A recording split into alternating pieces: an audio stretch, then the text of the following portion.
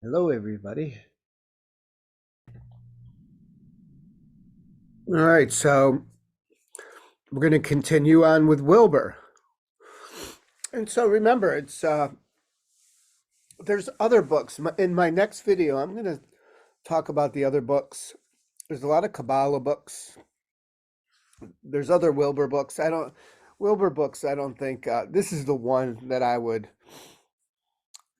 delve into as a group. Other ones are a little deep, I think. Anyways, but there's Kabbalah books. We read the Nano book together, the Vipassana book. A lot going on with the Vipassana book.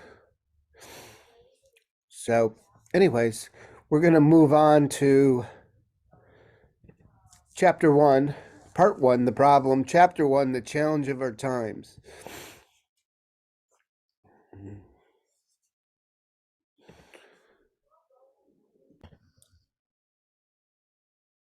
All right, so this chapter is about 10 pages long.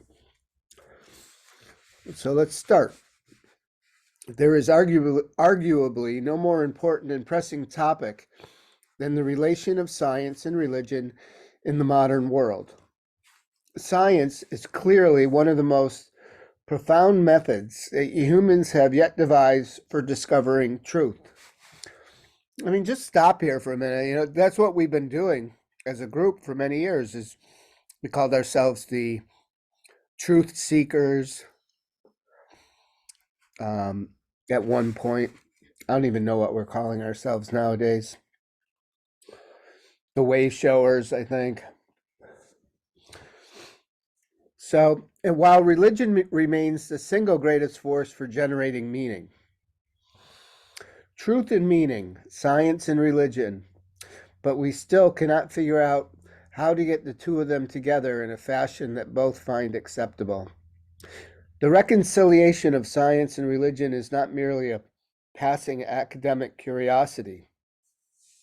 These two enormous forces, truth and meaning, are at war in today's world. I'm going to read that again. These two enormous forces, truth, you hear truth, the facts. There's a lot of censorship has been going on for misinformation. What is the truth? You hear a lot of people accuse other people of lying. So these two forces, truth and meaning, are at war in today's world. Modern science and pre-modern religion aggressively inhabit the same globe, each vying in its own way for world domination. And something sooner or later has to give. Remember, this is only one way to look at it. It's important as I read through this, the tendency for some, and it was my way for a long time as I was going through my 20s and 30s, is you hear something and you immediately want to debate it. No, that's not how to get into tier two. There's no debating when you get into tier two consciousness, great awakening, there's no debating. There's listening. There's applying the Buddha's wisdom, the path of the Buddha in tier two. There's becoming aware of something. There's doing inquiry into it, and then there's your own direct personal experience. See, spiritual work is not a group effort. It's a group effort up to a certain point, but ultimately, you got to go it alone. Science and technology have created a global and transnational framework of industrial, economic, medical, scientific, and informational systems. Yet, however beneficial those systems may be, they are all in themselves devoid of meaning and value. As its own proponents constantly point out, science tells us what is, not what should be. Science tells us about electrons, atoms, molecules, galaxies, digital data bits, network systems. It tells us what a thing is, not whether it is good or bad. or what it should be, or could be, or ought to be. Thus, the enormous global scientific infrastructure is in itself a valueless skeleton, however functionally efficient it might be. Into this colossal value vacuum, religion has happily rushed in. Science has created this extraordinary worldwide and global framework, itself utterly devoid of meaning. But within that ubiquitous framework, sub-global pockets of pre-modern religions have created value and meaning for billions of people in every part of the world. And these same pre-modern religions often deny validity to the scientific framework within which they live, a framework that provides most of their medicine, economics, banking, information networks, transportation, and communications. Within this scientific skeleton of truth, religious meaning attempts to flourish, often by denying the scientific framework itself, rather like sawing off the branch on which you cheerily perch. The disgust is mutual because modern science gleefully denies virtually all of the basic tenets of religion in general. According to the typical view of modern science, religion is not much more than a holdover from the childhood of humanity, with about as much reality as, say, Santa Claus. Here's a good example, but I'm just interjecting here, of the spiral dynamic map. You see people in, for example, someone in green looks at someone in blue. Blue tends to be traditional, religious, as childish. Whether the religious claims are more literal, Moses parted the Red Sea, or more mystical, religion involves direct spiritual experience, modern science denies them all simply because there is no credible empirical evidence for any of them. So here is the utterly bizarre structure of today's world, a scientific framework that is global in its reach and omnipresent in its information and communication networks, forms a meaningless skeleton within which hundreds of subglobal pre-modern religions create value and meaning for billions, and they each, science and religion, each tend to deny significance, even reality, to the other. This is a massive and violent schism and rupture in the internal organs of today's global culture.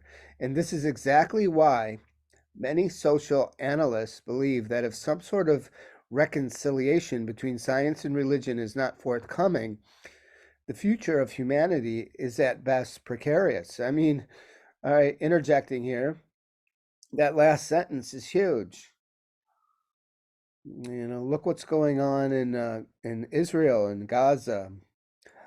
Whether you like it or not, that's a religious war. That has everything to do with religion. All right, moving on. What do we mean by religion? The aim of this book is to suggest how we might begin to think about both science and religion in ways that allow their reconciliation and eventual integration on terms acceptable to both parties.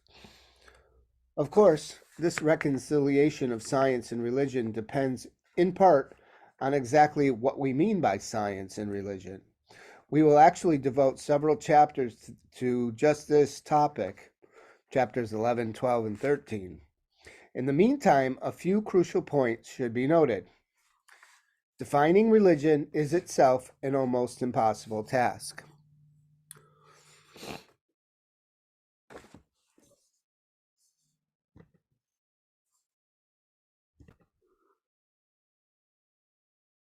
So it's an impossible task largely because there are so many different forms of the beast that it becomes hard to spot what, if anything, they have in common. But one thing is immediately obvious. Many of the specific and central claims of the world's great religions contradict each other. But if we cannot find a common core of the world's great religions, then we will never find an integration of science and religion. Okay, so Wilber's looking for a common core here. amongst the religions. Indeed, if we cannot find a common core that is generally acceptable to most religions, we would be forced to choose one religion and deny importance to the others, or we would have to pick and choose tenets from among various religions, thus alienating the great religious traditions themselves.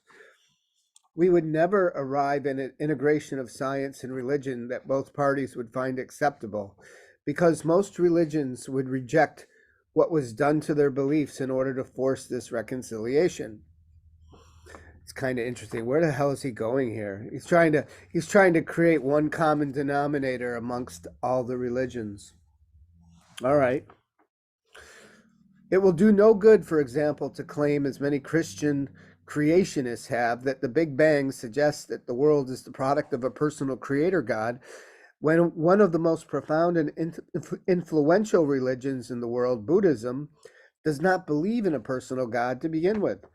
Thus, we cannot use the Big Bang in order to integrate science and religion unless we can find first a way to reconcile Christianity and Buddhism and the world's wisdom traditions in general.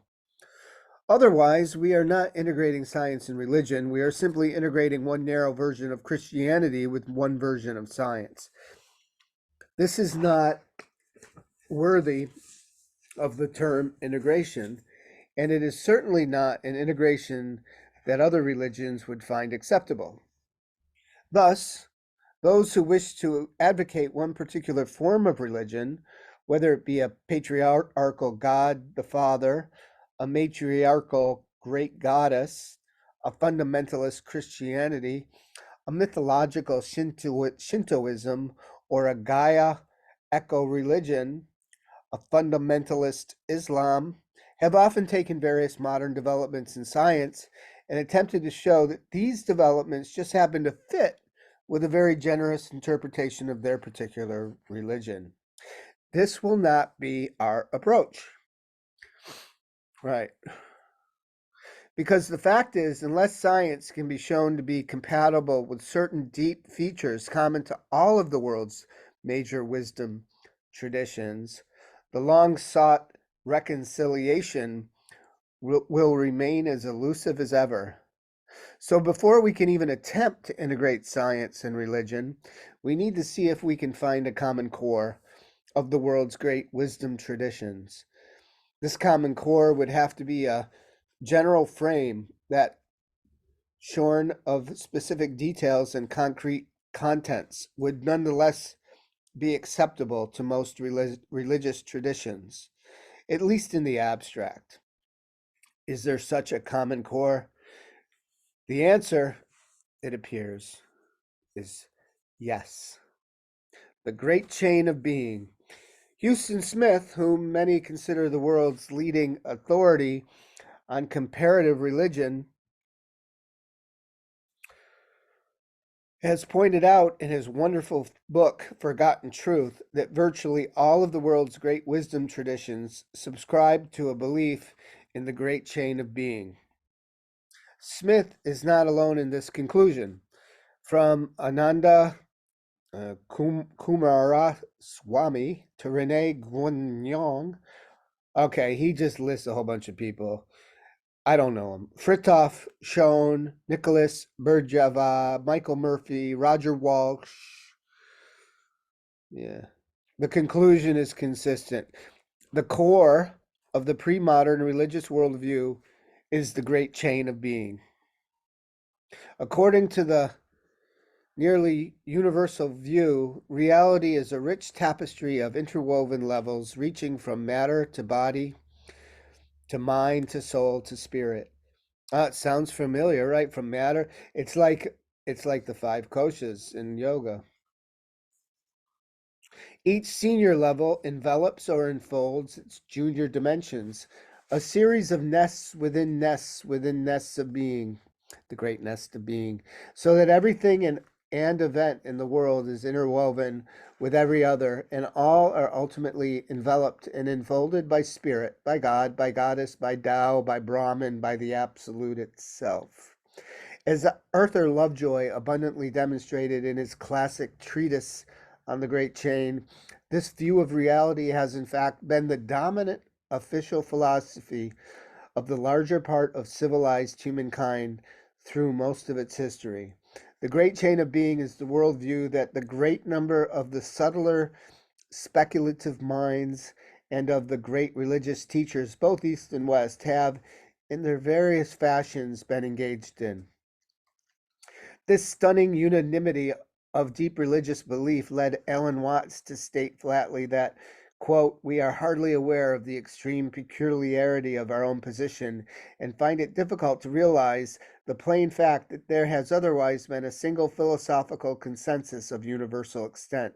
It has been held by men and women who report the same insights and teach the same essential doctrine, whether living today or 6,000 years ago, whether from New Mexico in the far west or from Japan in the far east," unquote. The great chain of being, that is perhaps a bit of a misnomer because, as I said, the actual view is more like the great nest of being, with each senior dimension enveloping or enfolding its junior dimensions, a situation often described as transcend and include. Spirit transcends but includes soul, which transcends but includes mind, which transcends but includes the vital body, which transcends but includes matter. This is why the great nest is most accurately portrayed as a series of concentric spheres or circles, as indicated in the diagram that you can see here. That is not to say that every single religious tradition from time immemorial has possessed exactly this particular scheme of matter, body, mind, soul, and spirit. There has been considerable variation within it. Some traditions have only three basic levels in the great nest, usually body, mind, and spirit.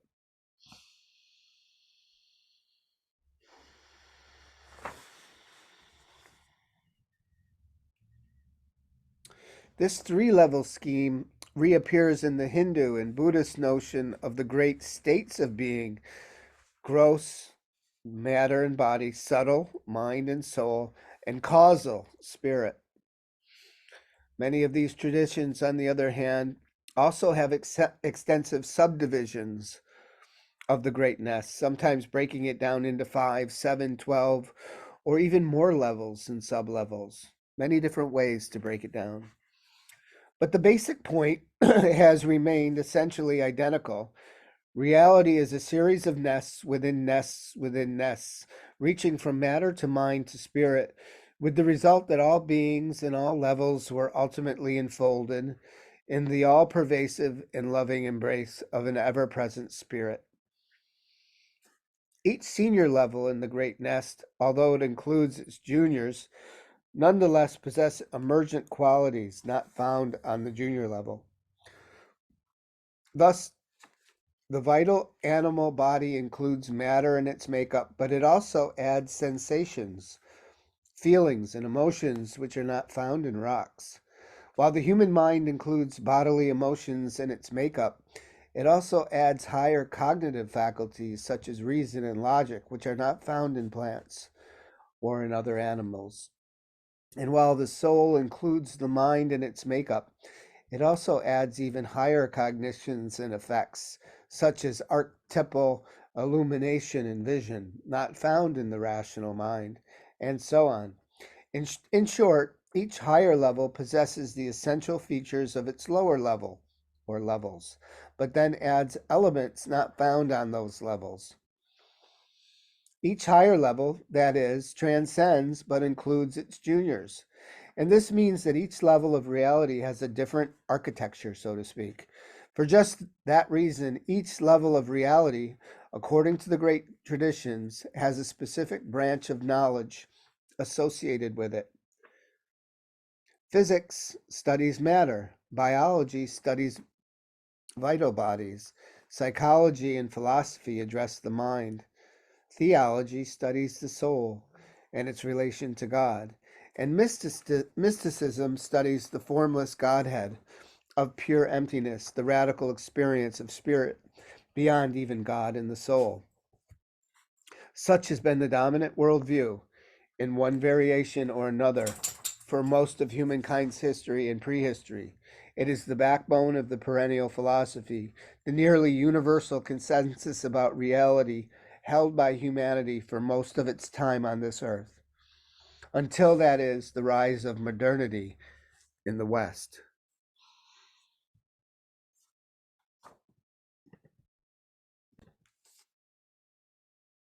All right, so we're doing good. So the great nest of being, the great chain of being, the circles within circles, the spheres within spheres, transcending, including, this is going to be the core, apparently, of religion. All right, so the next part is called the modern denial of spirituality.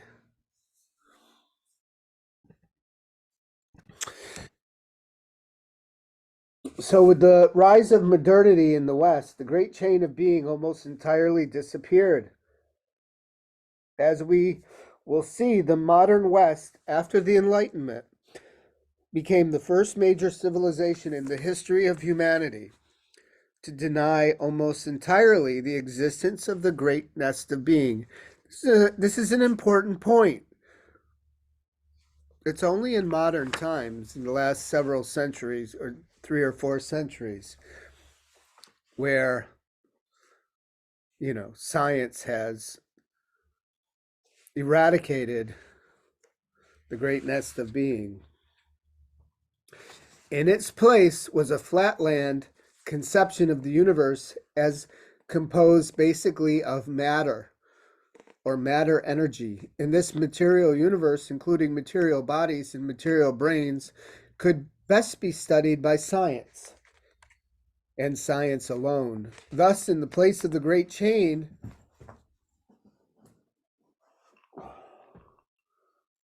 excuse me.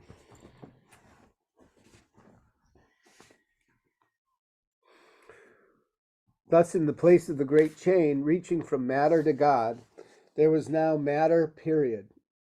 You see what happened? Everything collapsed into the material, into matter and energy. It became a flat land. This is an important concept because this is the concept of postmodern pluralistic worldview. If those of you who know spiral dynamics, this is what happens when people go into green. Not all happy. There's a this is the result of collapsing everything into the material, into matter, into energy, into what the Kabbalists say is the 1%, to get rid of the mystery. Anyways, and so it came to pass that the worldview known as scientific materialism, here we go, scientific materialism, it's a worldview, became in whole or part the dominant official philosophy of the modern West. Many religiously minded scholars have noted this modern collapse of the great nest of spirit and lamented it loudly. They have blamed this collapse on everything from the Newtonian Cartesian paradigm to patriarchal domination, from capitalistic commodification of life's values to anti-goddess male aggression, from hatred to the holistic web of life to a devaluation of nature in favor of analytic abstractions, from material lust and greed to obsession with monetary gain. The list of malevolent causes is indeed virtually endless. True as those explanations might be, none of them addresses the core issues. As we will see, there is a good reason that the great chain in its traditional form collapsed. The great nest of spirit simply could not stand up to certain undeniable truths ushered in by modernity. And if we are to integrate both pre-modern religion and modern science, the truths of both parties must be brought to union. And modernity possessed a tremendous share of new truths and new discoveries. It was far from being the great Satan. At the same time, the rise of modernity was beset with its own grave problems, not the least of which was the massive cultural earthquake brought about by the shuddering collapse of the great nest of spirit. No longer were men and women enfolded in spirit. They were simply awash in matter, hardly a comforting universe.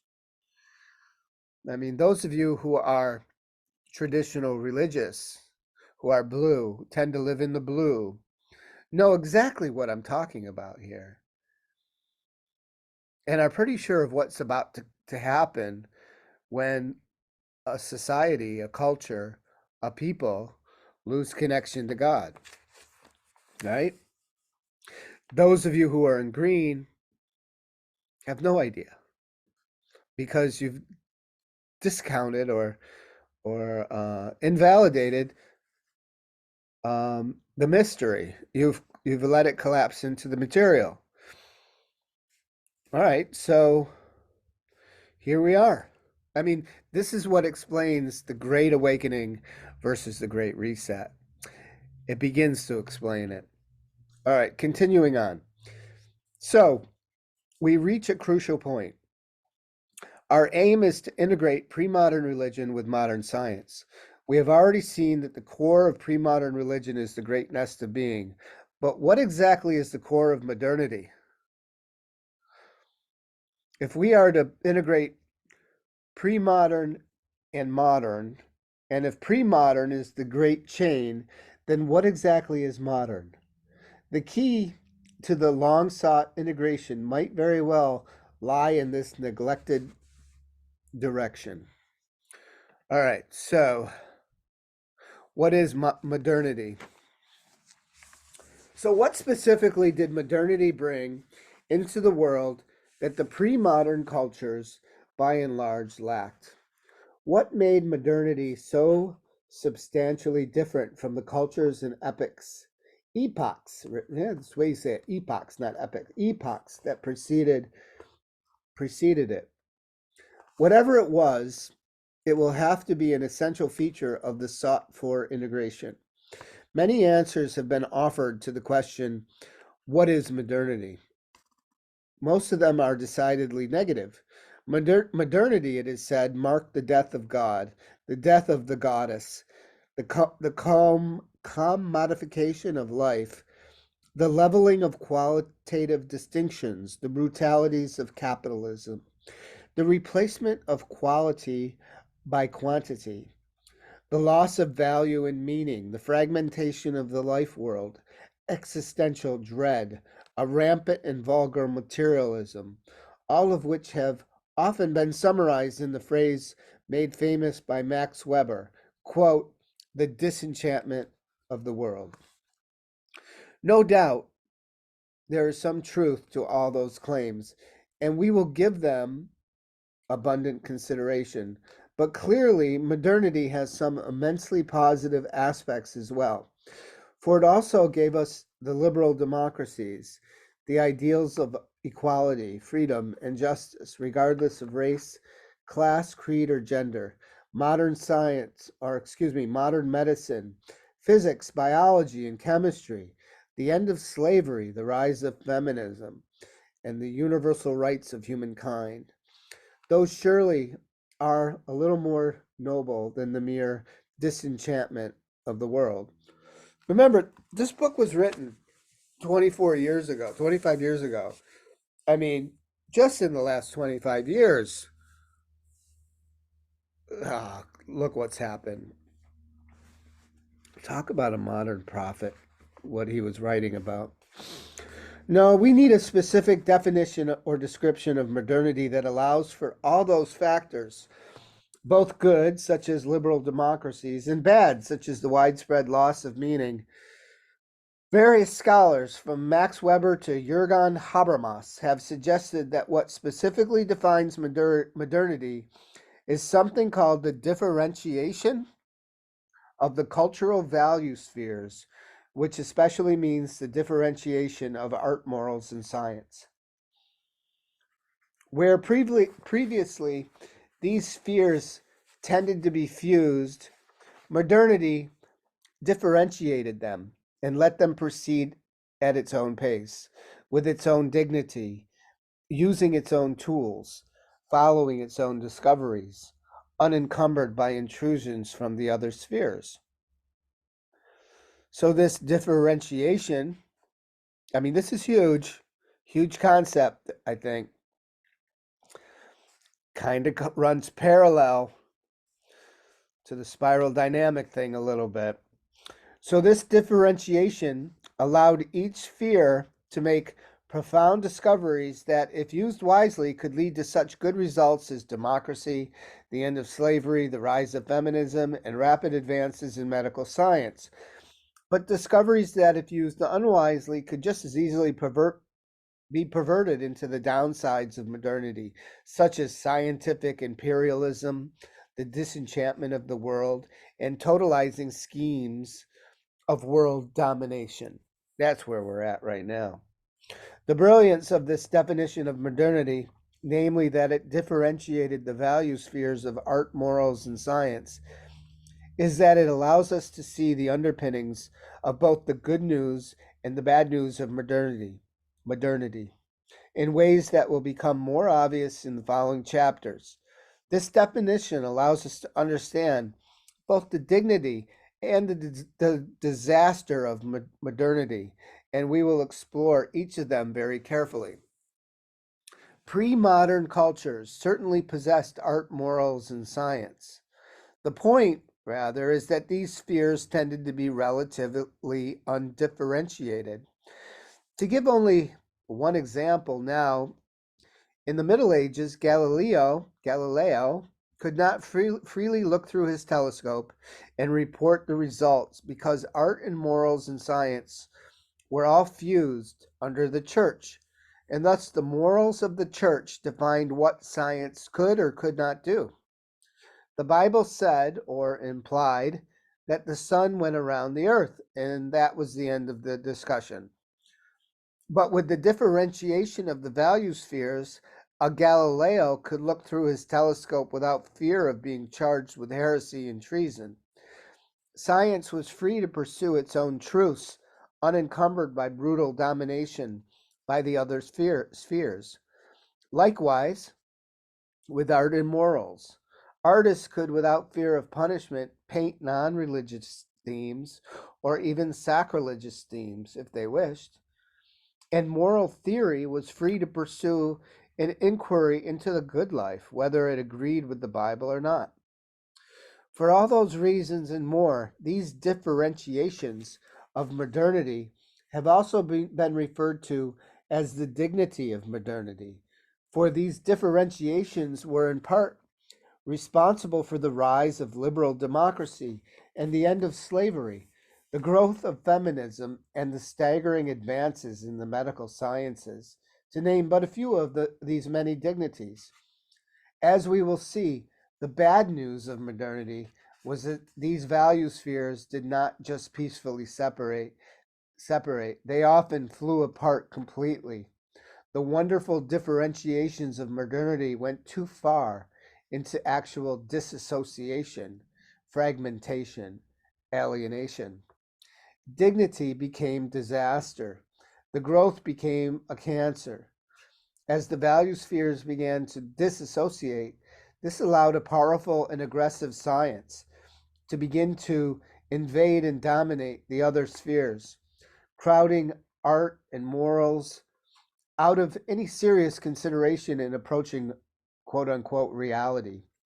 Science became scientism, scientific materialism, and scientific imperialism, which soon became the dominant official worldview of modernity. It was this scientific materialism that very soon pronounced the other value spheres to be worthless, not scientific, illusory, or worse. And for precisely that reason, it was scientific materialism that pronounced the great chain of being to be non existent. This is huge.